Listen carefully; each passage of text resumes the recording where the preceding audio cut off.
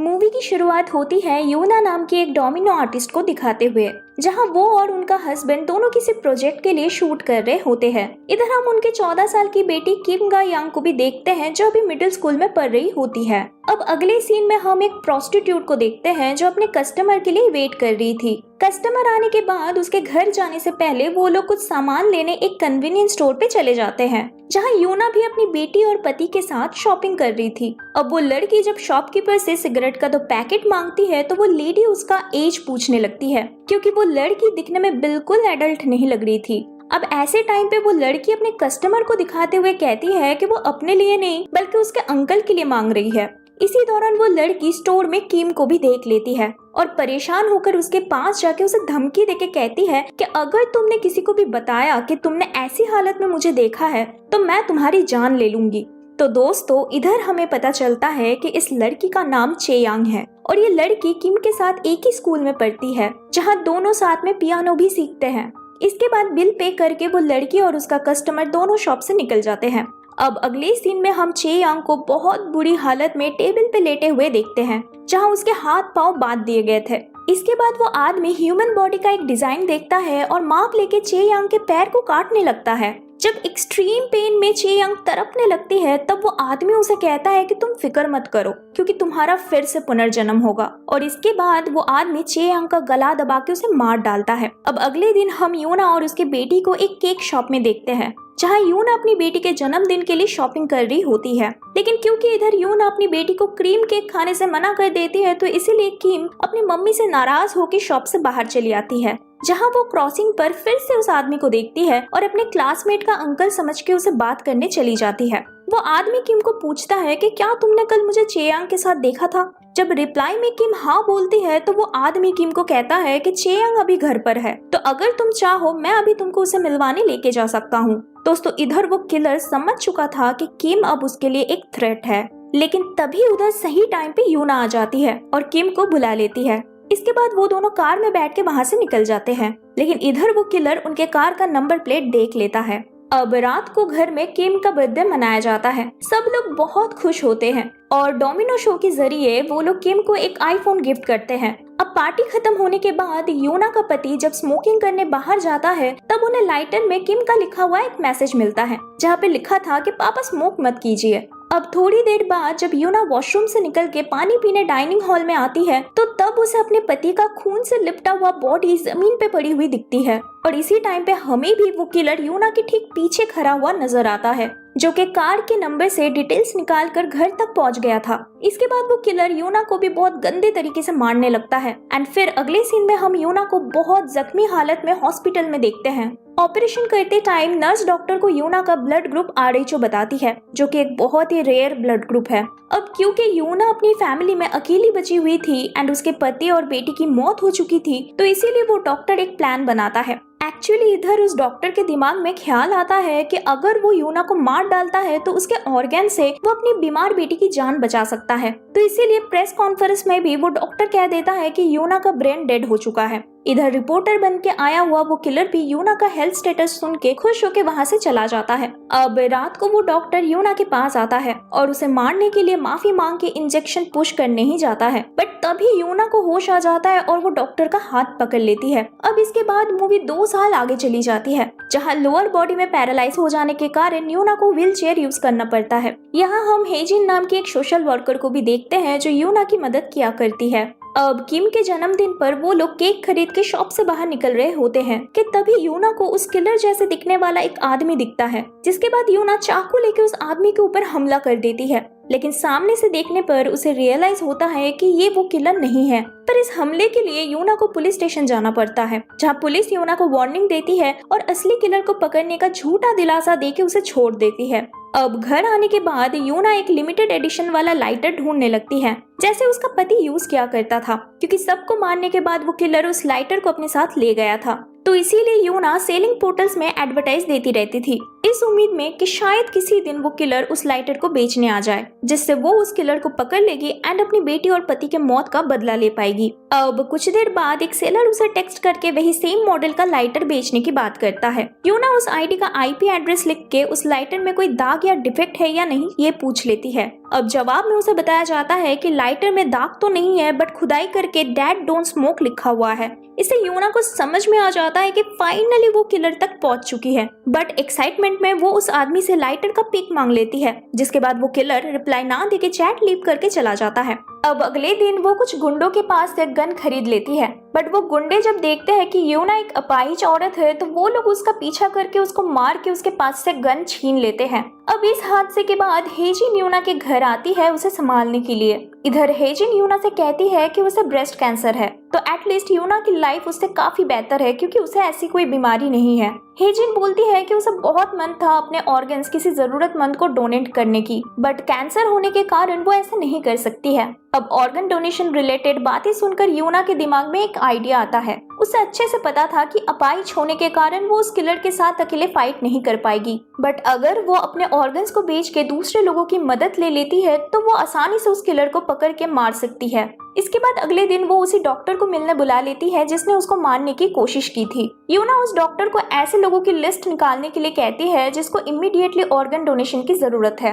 वो डॉक्टर ऐसे इलीगल काम करने के लिए राजी तो नहीं होता है, बट जब यूना अपने ऑर्गन उसके बेटी को डोनेट करने की बात करती है तब वो डॉक्टर अपनी बेटी की जिंदगी के लिए राजी हो जाता है। यूना कहती है कि इस प्लान को अंजाम देने के लिए 5 लोग होने चाहिए। अब डॉक्टर और खुद को छोड़ के उसे ऐसे और 3 लोगों की जरूरत है, जिसमें से पहला हैकर या प्रोग्रामर होना चाहिए जो किलर का लोकेशन ट्रेस कर पाए, दूसरा जो उस किलर पर नजर रख सके और तीसरा जो उस खूनी को पकड़ के उसके पास लेके आए। अब इसके बाद वो डॉक्टर यूना के रिक्वायरमेंट के अनुसार 3 लोगों को सिलेक्ट कर लेता है। पहला उनमें से जैंग हो नाम का एक आदमी होता है जिसके बीवी को लीवर की जरूरत थी। जैंग पास्ट में एक गैंगस्टर रह चुका होता है जिसके कारण उसको अच्छे से फाइट आती थी और स्ट्रॉन्ग होने के कारण उसे चूज किया जाता है किलर को यूना के पास लेके आने के लिए। दूसरा नाम च्योल होता है जो एक इंजीनियर था। उसका एक आंख खराब होने की वजह से उसको कॉर्निया की जरूरत थी। इससे चूज किया जाता है किलर के ऊपर नजर रखने के लिए। एंड लास्ट पार्क जेओंग नाम की एक लड़की होती है जिसके माँ को लीवर चाहिए था। पार्क एक कंप्यूटर टेक्नीशियन होती है तो इसीलिए उसे चूज किया जाता है किलर को ट्रेस करके ढूंढ निकालने के लिए। अब यूना पर्सनली इन लोगों के साथ मिलने जाती है, बट हर कोई उसको रिफ्यूज कर देता है स्कैमर समझ के। इसके बाद यूना उस डॉक्टर को फोन करके उन लोगों को कन्विंस करने के लिए बोलती है, जिसके बाद वो डॉक्टर हर किसी को इंडिविजुअली बुला के उसको प्लान समझाने की कोशिश करता है। तीनों यूना को फ्रॉड समझ रहे थे, बट एक डॉक्टर के कहने पर फाइनली वो लोग इस काम को करने के लिए राजी हो जाते हैं। इसके बाद पार्क यूना से किलर का आईपी एड्रेस लेके उसके बॉस के पास जाती है और उनसे आईपी एड्रेस ट्रेस करने के लिए मदद मांगती है, बट इसके लिए उसका बॉस बदले में उसे डर्टी प्रपोजल देता है। अब क्योंकि पार्क को अपनी मम्मी के लिए इमीडिएटली किडनी चाहिए होता है तो वो सब कुछ करने के लिए राजी हो जाती है और फिर आईपी एड्रेस से किलर का लोकेशन निकाल के वो यूना को बता देती है। इसके बाद उस एड्रेस पर नाम चियल को भेजा जाता है वेरीफाई करने के लिए कि वो उसी किलर का घर है या नहीं। अब जब नामचियल उस घर को चेक कर रहा होता है तो उसे लड़कियों की बहुत सारी चीजें मिलती है एंड कुछ देर बाद उसे वो लाइटर भी मिल जाता है जो यूना का पति यूज किया करता था। तो इससे कंफर्म हो जाता है कि ये उसी किलर का घर है।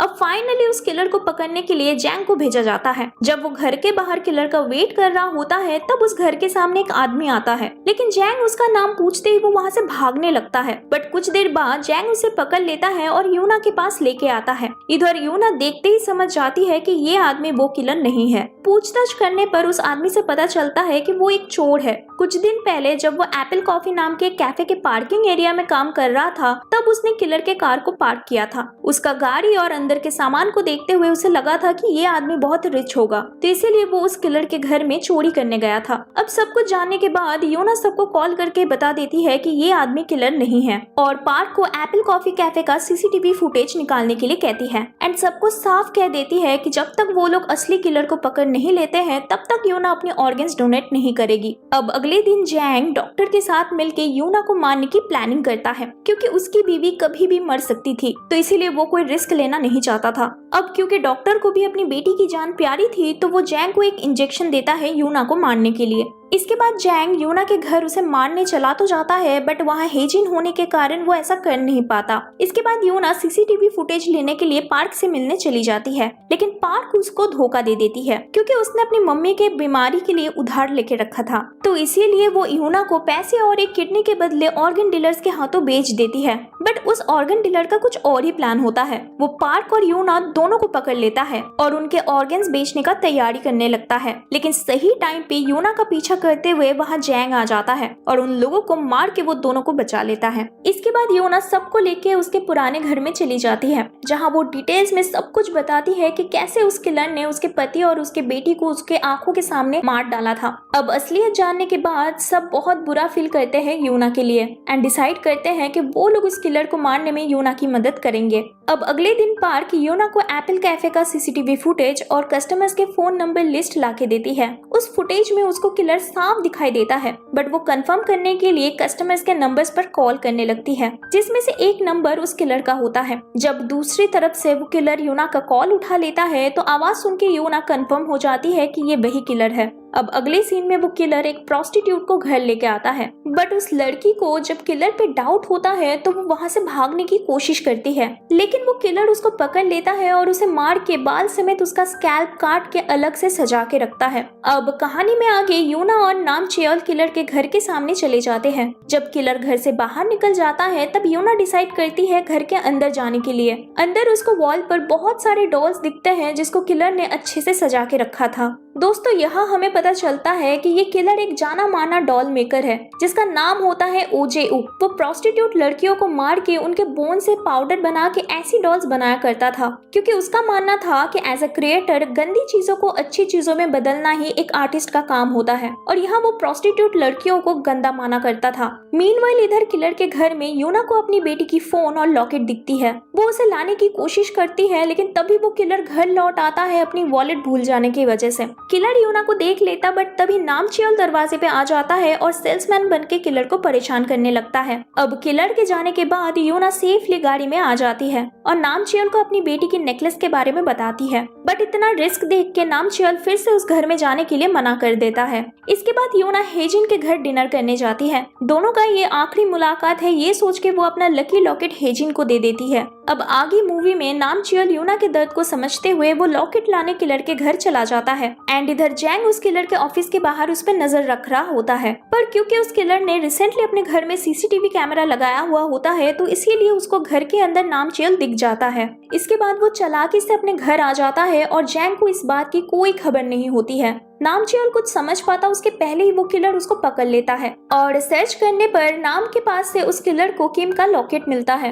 बार बार पूछने के बाद भी जब नाम कुछ भी नहीं बताता है तो वो किलर उसे भी मार डालता है। इसके बाद उसके फोन में सबसे ज्यादा डायल नंबर पर कॉल कर लेता है, क्योंकि किलर समझ गया था कि उसे कोई मारना चाहता है। इधर यूना जब नामचियल समझ के फोन उठा के बोलने लगती है तो वो किलर उसकी बातों से श्योर हो जाता है एंड दूसरी तरफ साइलेंस देख के यूना भी समझ जाती है कि किलर को अब उनके बारे में पता चल गया है। अब आगे वो किलर रिपोर्टर बन के पुलिस स्टेशन और हॉस्पिटल में कॉल करके यूना का एड्रेस पता कर लेता है, और इधर जब यूना को भी समझ आता है कि वो किलर अब आसानी से उसका एड्रेस पता कर लेगा तो वो रियलाइज करती है कि उसने हर जगह पर हेजिन का एड्रेस दे के रखा है। अब जब यूना हेजिन को वार्न करने के लिए कॉल करती है तो दूसरे साइड से किलर फोन उठाता है। इसके बाद यूना और जैंग हेजिन के घर जब तक पहुंचते हैं उसके पहले ही किलर ने हेजिन को मार के पूरे घर में आग लगा डाला होता है। इसके बाद यूना अकेले ही क्रूमेशन होम में चली आती है जहाँ उसके पति और बेटी की अस्थियों को रखा गया था। अब वो उस किलर से अकेले लड़ना चाहती थी, क्योंकि उसके वजह से ऑलरेडी 2 लोगों की जान चली गई थी,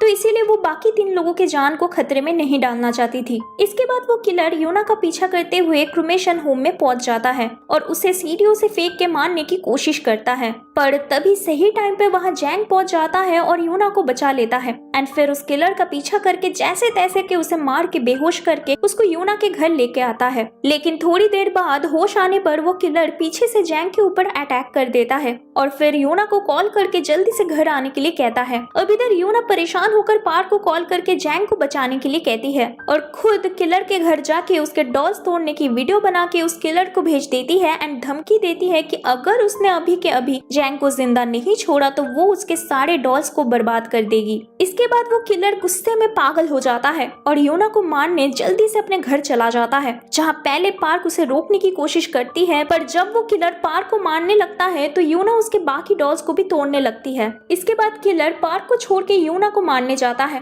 बट तभी सही टाइम पे वहाँ जैंग आ जाता है, जिसको डॉक्टर ने बचा लिया था किलर के जाने के बाद। अब जैंग और उस किलर की फाइट हो जाती है, जिसमें कुछ देर बाद जैंग घायल होकर बेहोश हो जाता है। इसके बाद वो किलर जब यूना को मारने आता है तो उसके हाथ में लाइटर देख के वो नोटिस करता है कि उसके फेवरेट डॉल पर पेट्रोल डाला गया है। इसके बाद जल्दी से यूना लाइटर फेंक के उस डॉल पर आग लगा देती है। सालों की मेहनत को अपने आंखों के सामने जलते देखकर वो किलर पागलों की तरह चिल्लाने लगता है। अब गुस्से में वो फिर से यूना को मारने की कोशिश करता है, बट तभी आग की वजह से डॉल की रस्सी टूट जाती है और उसकी पैर जाके किलर के पेट में घुस जाता है, जिससे उस किलर की वहीं पे मौत हो जाती है। अब मूवी के लास्ट में वो डॉक्टर भी उधर आ जाता है और इंजेक्शन देके यूना को मारने की कोशिश करता है, पर इधर पार्क और जैंग ऐसे करने से उसे मना करते हैं। लेकिन तब यूना का कहना होता है कि क्योंकि वो एक माँ है तो इसीलिए वो डॉक्टर की सिचुएशन को अच्छे से समझ पा रही है, एंड इसके बाद वो उस इंजेक्शन को जबरदस्ती अपने चेस्ट पे ले लेती है। डॉक्टर अपना गलती समझ के उस इंजेक्शन को निकालने की कोशिश करता है, बट तब तक बहुत देर हो चुकी होती है एंड यूना के मौत के साथ ये मूवी इधर ही खत्म हो जाती है। दोस्तों, पोस्ट क्रेडिट सीन में हमें डॉक्टर, पार्क और जैंग की फैमिली को दिखाया जाता है, जहां यूना के ऑर्गन से डॉक्टर की बेटी, पार्क की मॉम और जैंग की बीवी को एक दूसरी लाइफ जीने के लिए मिलता है। तो दोस्तों, अगर ये वीडियो आपको पसंद आई तो चैनल को सब्सक्राइब और वीडियो पर लाइक एंड कमेंट करना मत भूलिएगा। मिलते हैं नेक्स्ट वीडियो में।